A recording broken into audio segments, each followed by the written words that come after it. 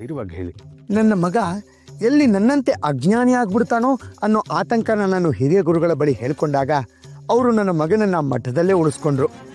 ಗುರುಗಳಿಬ್ಬರ ಆಶೀರ್ವಾದದಿಂದ ಅವನೀಗ ಜ್ಞಾನ ಸಂಪಾದನೆ ಮಾಡಿದ್ದಾನೆ. ನಿಮ್ಮಗಳ ಕೃಪಾ ಕಟಾಕ್ಷದಿಂದ ಅವನಿಗೊಂದು ಜವಾಬ್ದಾರಿನೂ ಸಿಕ್ಕಿದೆ.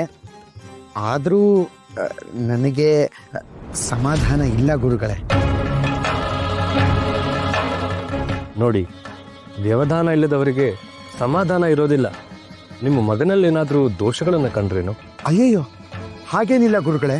ಹೋಗೇಂದ್ರ ಈ ಮಠವನ್ನೇ ತನ್ನ ಸರ್ವಸ್ವ ಅಂತ ತಿಳಿದಿದ್ದಾನೆ. ಮತ್ತೆ ಮಠದ ಕಡೆಯಿಂದ ಏನಾದರೂ? ಮಠದ ಕಡೆಯಿಂದ ಅವನಿಗೇನು ಸಮಸ್ಯೆ ಇಲ್ಲ ಗುರುಗಳೇ. ಒಂದು ವಿಷಯದಲ್ಲಿ ಭೋಗೇಂದ್ರ ಗಜೇಂದ್ರನ ಮಾತನ್ನ ಕೇಳ್ತಾ ಇಲ್ವಂತೆ. ಅಪ್ಪ ಮಗನ ನಡುವೆ ಅದೇನು ಸಮಸ್ಯೆ? ಗುರುಗಳೇ, ವೆಂಕಟನಾಥ ನನ್ನ ಮಗನ ಬಾಲ್ಯದ ಗೆಳೆಯ. ಆತ ಮದುವೆ ಮಾಡ್ಕೋತಿದ್ದಾನೆ.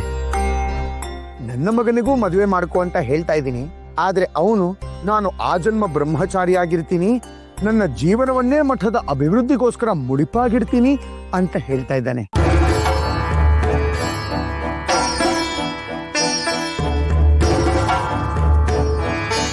ಗಜೇಂದ್ರಾಚಾರ್ಯರೇ, ದೈವ ಸೃಷ್ಟಿಯಲ್ಲಿ ಎಲ್ಲರೂ ಒಂದೇ ರೀತಿ ಇರೋದಿಲ್ಲ. ಒಬ್ಬೊಬ್ಬರಿಗೆ ಒಂದೊಂದು ರೀತಿಯ ಗುಣ, ಆಲೋಚನೆಗಳನ್ನ ಭಗವಂತ ಕೊಟ್ಟಿರ್ತಾನೆ. ಕಾಲ ಕಾಲಕ್ಕೆ ಅದು ಬದಲಾಗ್ತಿರುತ್ತೆ. ಆ ಜನ್ಮ ಸನ್ಯಾಸಿಯಾಗುವ ಯೋಗ ಅವನ ಹಣೆಯಲ್ಲಿ ಬರೆದಿದ್ರೆ ಯಾರೂ ತಪ್ಪಿಸ್ಲಿಕ್ಕೆ ಸಾಧ್ಯ ಇಲ್ಲ. ಗುರುಗಳೇ, ನನಗೆ ನನ್ನ ಮಗ ಗಳಿಸಿರೋ ಜ್ಞಾನ ಪಾಂಡಿತ್ಯದ ಬಗ್ಗೆ ಆತಂಕ. ಚಿಂತೆ ಬೇಡ, ಅದನ್ನು ನೋಡ್ಕೊಳ್ಳಿಕ್ಕೆ ನಾವಿದ್ದೀವಿ. ದೈವ ಸ್ವರೂಪಿಗಳಾದ ನಿಮ್ಮನ್ನ ನಂಬದೆ ನಾನಿನ್ ಯಾರನ್ನ ನಂಬಲಿ ಗುರುಗಳೇ? ನೀವೇ ನಮ್ಮ ಮಾರ್ಗದರ್ಶಕರು. ನನ್ನ ಮಗ ಇನ್ನೂ ಕಠಿಣ ಪರಿಶ್ರಮಿ ಆಗಬೇಕು, ಈ ಮಠದ ಋಣ ತೀರಿಸಬೇಕು ಅನ್ನೋದೇ ನನ್ನ ಆಸೆ. ಅದಕ್ಕೆ ತಾವುಗಳು ಅವಕಾಶ ಮಾಡಿಕೊಡ್ಬೇಕು. ನೀವು ತುಂಬಾ ಗೊಂದಲದಲ್ಲಿದ್ದೀರಿ. ಸಂಕೋಚ ಏಕೆ?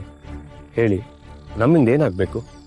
ಗುರುಗಳೇ, ನನ್ನ ಮಗ ಮದುವೆ ಆಗಲಿಲ್ಲ ಅಂದ್ರೂ ಪರವಾಗಿಲ್ಲ, ಆದರೆ ಇಬ್ಬರೂ ಗುರುಗಳ ಕಣ್ಗಾವಲಿನಲ್ಲಿರ್ಬೇಕು. ಅಂದ್ರೆ ಗುರುಗಳೇ, ಭೋಗೇಂದ್ರಾಚಾರ್ಯ ಯಾವುದೇ ಕಾರಣಕ್ಕೂ ಎಚ್ಚರ ತಪ್ಪದೆ ಜಾಗೃತನಾಗಿ ಭಕ್ತಿ ಶ್ರದ್ಧೆಯಿಂದ ಇರಬೇಕು ಅನ್ನೋದು ಈತನ ಆಸೆ. ನಿನ್ನ ಮನಸ್ಸಲ್ಲಿರೋದನ್ನ ಹೇಳು ಗಜೇಂದ್ರ. ಗುರುಗಳೇ, ನಾನೊಂದು ಕನಸು ಕಂಡೆ.